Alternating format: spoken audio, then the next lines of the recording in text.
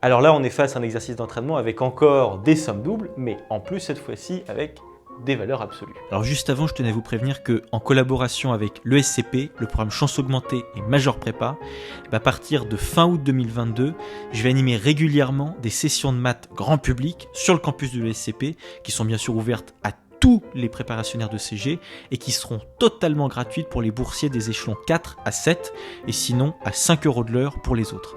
Alors vous pourrez tout à fait venir en présentiel à l'ESCP ou alors suivre en direct sur Zoom en fonction des places disponibles. Je vous mets le lien en description. Alors c'est parti, on nous demande de calculer pour tout n qui appartient à n la valeur de b, ici qui est la double somme pour i allant de 1 jusqu'à n et de j allant de 1 jusqu'à n, de la valeur absolue de i-j. Alors là, il y a peut-être trois causes qui font que les étudiants, quand ils voient ça, ils flippent. D'abord, il y a une somme double. Deuxièmement, il y a de la valeur absolue. Et troisièmement, il y a une différence ici qui est dans une somme. Alors on se dit, oula, wow, qu'est-ce qui va se passer et tout. En fait, si on réfléchit posément, ça va tout seul. La logique ici va être exactement la même que celle qu'on a traitée dans une vidéo précédente où on avait fait la double somme pour i allant de 1 à n et j allant de 1 à n de inv de ij. Je vous la mets en description si vous voulez. Là, il faut à tout prix qu'on démystifie la valeur absolue. La valeur absolue d'un nombre réel, donc je prends x, un nombre réel, sa valeur absolue, c'est égal soit à lui-même, si x il est supérieur ou égal à 0, et c'est égal à moins x si jamais il est négatif, votre nombre. C'est-à-dire que si jamais vous prenez un nombre absolument quelconque, un nombre réel absolument quelconque, et bien soit c'est égal à lui-même s'il est positif ou nul, soit c'est moins lui-même s'il est négatif. Par exemple, la valeur absolue de 5, c'est tout simplement 5, et la valeur absolue de moins 7,8, c'est tout simplement 7,8. En fait, la valeur absolue, qu'est-ce que ça représente?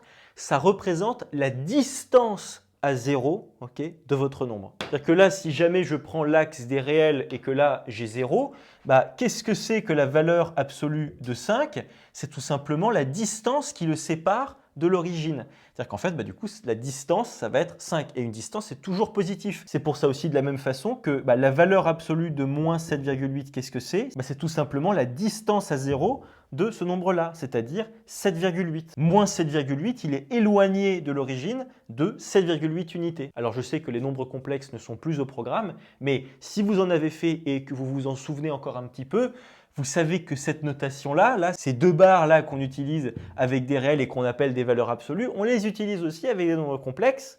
Et qu'est-ce que c'est dans le plan complexe? C'est le module d'un nombre complexe. Et qu'est-ce que c'est que le module d'un nombre complexe?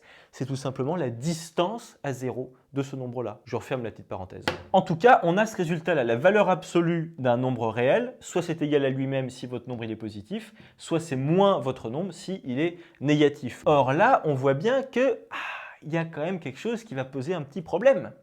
C'est que le i moins j, étant donné que j il varie et que i lui aussi varie, sans doute qu'il y a un moment donné où i moins j va être positif et il y a d'autres moments où i moins j va être négatif. Et donc, on va être soit dans ce cas-là, soit dans le cas qui est ici. Ça, c'est vraiment notre priorité, c'est de déterminer quand est-ce qu'on va être dans ce cas-là et quand est-ce qu'on va être dans ce cas-là. C'est-à-dire, quand est-ce que i moins j va être positif et quand est-ce que i moins j va être négatif. Parce que si jamais i moins j est positif, c'est-à-dire que la valeur absolue de i moins j, ça va tout simplement être i moins j.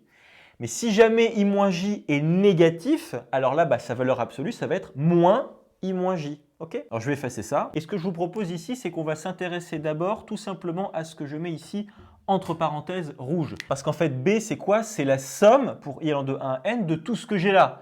Sauf que tout ce que j'ai là entre parenthèses rouges, ça a bien une valeur. Donc, qu'est-ce qu'on va faire? On va d'abord calculer la valeur de ce qui est ici et ensuite, bam, on va le réinjecter et on calculera la somme de ce qu'on va déterminer ici. Alors, c'est parti. À quoi est égale la somme de la valeur absolue de i moins j pour j allant de 1 jusqu'à n? Là, il faut faire très attention parce qu'on voit que, alors d'un côté, on a j ici qui est le curseur, c'est-à-dire que c'est lui qui bouge, c'est lui qui est variable, ok, et on le retrouve ici. Ok. I, lui, il ne bouge pas. I ne bouge pas. Il est absolument fixé. Ok, c'est super important ça. Et I, on sait a fortiori qu'il est fixé où? Il est fixé entre 1 et n. On est d'accord? Si vous voulez, on peut l'écrire juste là. I, il appartient bien à un n là-dedans. Et il est fixé, ok, au même titre que n par exemple. Donc là, dans cette somme, vous êtes d'accord? J, il prend toutes les valeurs entre 1 et n. Or, I, il appartient justement à un n. Donc s'il appartient à un n, ça veut dire qu'il y a un moment donné où j va être avant la valeur de i, il y a un moment donné où il va prendre la valeur de i et il y a un moment où il va dépasser strictement la valeur de i. Et ça, ce positionnement de j par rapport à la valeur de i, c'est-à-dire est-ce que je suis avant i ou est-ce que je suis après i, eh bien, ça va déterminer à quoi va être égale cette valeur absolue. Vous allez voir, c'est assez intuitif. Ok, donc là, je viens de représenter en extension, c'est-à-dire que là, j'ai des petits points, ok. Donc là, j'ai représenté toutes les valeurs que j va prendre. Là, j prend les valeurs entre 1 et n, c'est-à-dire qu'il va prendre la valeur de 1, 2, 3, 4, 5, etc. jusqu'à n.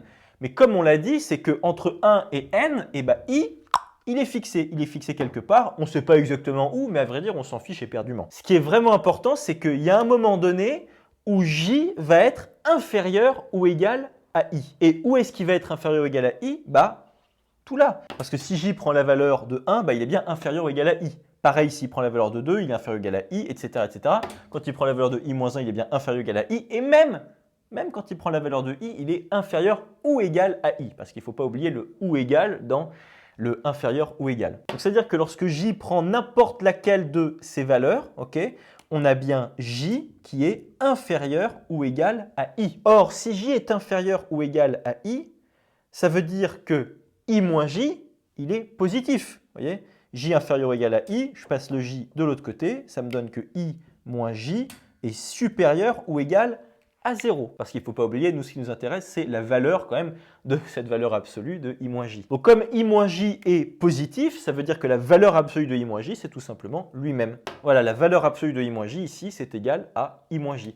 C'est-à-dire que lorsque j prend la valeur 1, 2, 3, 4, 5, etc., i moins 1 et même i, eh ben, la valeur absolue de i moins j, ce sera i moins j justement parce que ici i est plus grand que j. Okay, en revanche, lorsque j va prendre les valeurs entre i plus 1 et n, alors là, ça va être le contraire. C'est-à-dire que ici, lorsque j prend la valeur i plus 1, i plus 2, etc. jusqu'à n-1 et n, alors là, j, il est quoi? Il est bien évidemment strictement plus grand que i, qui, ne l'oublions pas, est fixé. Ok, i, il est fixé. Et donc ça, qu'est-ce que ça veut dire? Si je fais passer le j de l'autre côté de mon inégalité, ça veut dire que 0 est plus grand strictement que i moins j, ce qui veut donc dire nécessairement, évidemment, c'est la même chose que dire que i moins j est strictement négatif. Donc la valeur absolue ici de i moins j, ça va être moins i moins j. Alors on a ça comme résultat de par la définition même de la valeur absolue. La valeur absolue d'un nombre négatif, c'est moins ce nombre négatif, c'est cette distance à 0 encore une fois. Donc ça fait tout simplement j moins i quand on distribue le moins là sur i et j. Donc là c'est top, on va pouvoir avancer parce que, c'est-à-dire que cette somme-là, on va pouvoir dire bah, c'est la somme de tous les termes lorsque j prend ses valeurs entre 1 et i, plus une deuxième somme quand j prend les valeurs entre i plus 1 et n. Voilà, donc on arrive à ces deux sommes-là. Or, dans la première somme, la valeur absolue de i moins j, c'est égal à i moins j. Puisque j va de 1 jusqu'à n, il est bien inférieur ou égal à i, il n'y a pas de problème, on a déjà vu tout ça, donc on peut enlever les valeurs absolues. Et de l'autre côté, c'est l'inverse. Alors là, il faut carrément tout changer, parce que là, on va avoir quoi? On va avoir tout simplement j moins i. On va tout mettre entre parenthèses là, et c'est bon. Alors je vais effacer tout ça. Alors là, qu'est-ce qu'on va faire? On va tout simplement faire apparaître 4 sommes différentes. D'abord, on va avoir ces deux premières sommes qui viennent de cette somme-là, ok, plus ces deux sommes-là qui viennent de cette somme-là. Alors là, il faut faire très attention de bien voir qui est une constante et qui est la variable. I, ici, c'est une constante, ok? Et I ne bouge pas, c'est constante. En revanche, c'est J, lui, qui bouge. Donc là, c'est-à-dire que par exemple pour la première somme, étant donné que i est une constante, on peut tout à fait la sortir de la somme, entre guillemets. Donc là, la première somme, qu'est-ce que c'est? C'est i fois la somme des 1 pour j allant de 1 jusqu'à i, ok? Donc en fait, c'est i fois le nombre de termes que j'ai entre 1 et i, parce que c'est 1 plus 1 plus 1 plus 1, etc. Combien de fois? Le nombre de termes que j'ai entre 1 et i, c'est-à-dire tout simplement i. Donc en fait, tout ça, ça me fait i fois i, ça me fait i au carré. Voilà, i au carré, c'est tout ça. Ensuite, j'ai ma deuxième somme, c'est la somme des j pour j allant de 1 jusqu'à i. Alors là, on n'oublie pas, i, c'est fixé, ok? C'est la borne supérieure. Donc en fait, j'ai 1 plus 2 plus 3 jusqu'à plus i, ok? Donc c'est i fois i plus 1 sur 2, ça il faut vraiment bien l'avoir en tête. Plus troisième somme, alors là, c'est la somme qui le plus souvent est un peu oubliée par les étudiants. Parce que là, qu'est-ce qu'on a? On a la somme des j pour j allant de i plus 1 jusqu'à n. Ça veut dire quoi? Ça veut dire qu'on a i plus 1, plus i plus 2, plus i plus 3, plus i plus 4, etc. jusqu'à plus n. Okay? Donc là, en fait, on est face à la somme des termes d'une suite arithmétique de raison 1. Okay? de premier terme i plus 1 et de dernier terme égal à n. Et donc le résultat, qu'est-ce que c'est? C'est le nombre de termes multiplié par premier terme plus dernier terme divisé par 2. Okay, voilà, ça c'est un petit rappel, il faut vraiment que vous l'ayez en tête. Okay, avec la suite des UK qui est une suite arithmétique, okay, c'est-à-dire que pour passer de U1 à U2, de U2 à U3, etc., on rajoute à chaque fois la même raison, donc plus R, etc., etc. Okay, et bien tout ça, c'est égal à n fois premier terme plus dernier terme divisé par 2. Là, on est exactement dans ce cas-là. Parce qu'en fait, on a i plus 1, plus i plus 2, plus i plus 3 jusqu'à plus n. Si vous voulez, en gros, on a ça. Et vous voyez bien qu'ici, la raison est égale à 1 parce qu'à chaque fois, pour passer d'un terme à l'autre, on ajoute à chaque fois 1. Okay, il faut être vraiment à l'aise avec ça.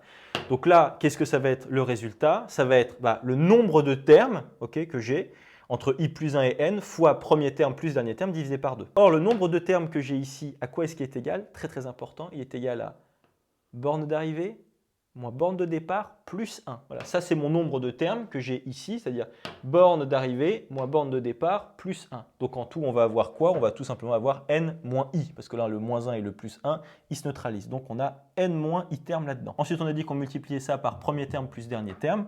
Le premier terme, c'est quoi? C'est tout simplement i plus 1. Le dernier, ça va être n. Donc i plus 1 plus n. Et on divise le tout par 2. Donc voilà, cette troisième somme, elle est égale à ça. Alors il n'y a plus assez de place, je vais continuer le calcul juste en dessous. Moins dernière somme qui est ici. Alors attention, ici, i c'est une constante, donc on peut tout à fait la sortir de la somme entre guillemets. Et donc on a ça, i fois la somme des 1 pour j allant de i plus 1 jusqu'à n.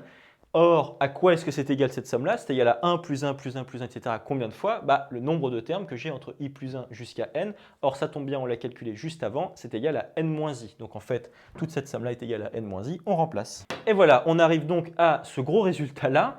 On va maintenant essayer de réorganiser un petit peu tout ça pour mettre les i d'un côté et les i carrés de l'autre. Et puis, il y aura aussi des constantes. Voilà, donc, je vous laisse vous convaincre qu'on arrive à ce résultat-là après tous les calculs nécessaires. Bon, bien évidemment, vous, sur votre copie, il faut quand même faire tous les calculs. Ici, je ne les ai pas fait parce que sinon, ça prendrait trop de place et un peu trop de temps. Alors là, on a envie de se dire, youpi, on a fini. Absolument pas, parce que ça, en fait, qu'est-ce que c'est?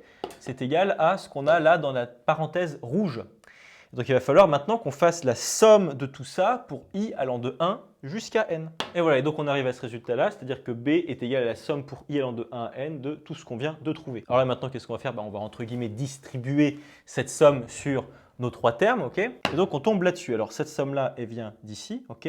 La somme qui est là, elle vient d'ici. Le truc, c'est que j'ai simplement sorti ici le moins n plus 1 devant parce que c'est une constante, ok? Et là, pareil, la troisième somme qui est ici, elle provient d'ici. J'ai tout simplement sorti le n fois n plus 1 sur 2 devant parce que c'est une constante. Alors la première somme très importante, c'est du cours, il faut le savoir. Ça, c'est égal à nn plus 1 2n plus 1 sur 6. Voilà, donc ensuite, moins n plus 1, facteur de quoi? Facteur de nn plus 1 sur 2. Ça aussi, c'est du cours. Plus maintenant n fois n plus 1 sur 2 multiplié par quoi? Toute cette somme-là qui est égale tout simplement à n, parce que vous avez n termes. Ici, vous avez 1 plus 1 plus 1 combien de fois? N fois. Et donc, on tombe sur ce résultat-là. Vous pouvez tout à fait le simplifier si vous voulez en mettant tout sur 6. Bon, je ne vais pas le faire ici, c'est totalement calculatoire, hein. En tout cas, voilà le résultat qui en fait, n'est sans doute pas le truc le plus important ici dans cet exercice. C'est pas ça la chose la plus importante. Ce qui est le plus important, c'est vraiment la dynamique qu'il faut déployer dans cet exercice-là. C'est-à-dire avoir bien compris que là, ce qui va nous faire suer, c'est la valeur de i moins j. Est-ce que c'est négatif? Est-ce que c'est positif? Et donc la valeur